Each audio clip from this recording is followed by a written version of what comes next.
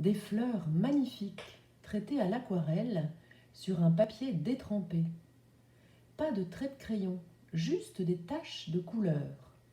Des violets profonds se superposent aux roses fuchsia, amenant des presque noirs, mais laissant délicatement la place pour le cœur des fleurs.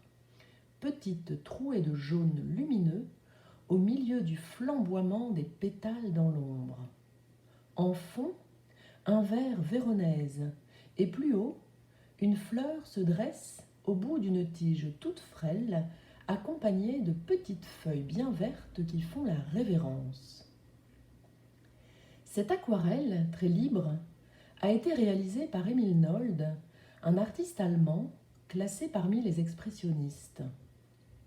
Malheureusement, comme beaucoup d'autres artistes de son époque, son style tourmenté ne correspond pas au canon esthétique du régime et Nolde se retrouve classé parmi les artistes dits dégénérés. Il se voit interdit de peinture, une humiliation qu'il vit très mal au départ. Mais l'envie de peindre est trop forte et Nolde va finir par réussir à contourner l'interdiction. Il va se mettre à l'aquarelle. En effet, ce médium n'est pas considéré comme de la peinture, mais comme du dessin.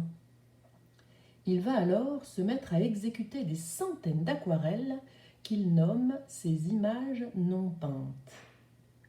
Belle leçon de liberté et d'inventivité, Nolde ne s'est pas arrêté de créer. Intuitivement, il a appliqué la méthode STOP dans la méditation de pleine conscience. S pour s'arrêter, T pour temps de respiration, O pour observer ce qui se passe dans ses émotions, P pour poursuivre son activité. Il s'est arrêté, au départ effondré. Il s'est ensuite relevé, réalisant que la peinture c'était sa vie, puis il a poursuivi son activité, sans culpabiliser. Pour la petite histoire, hier, j'ai failli me faire verbaliser. Pendant le confinement, on a le droit de courir ou de marcher, mais pas de s'arrêter.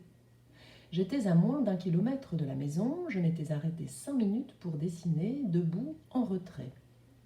Le policier est venu vers moi, il m'a gentiment dit que l'art ne faisait malheureusement pas partie des sorties autorisées.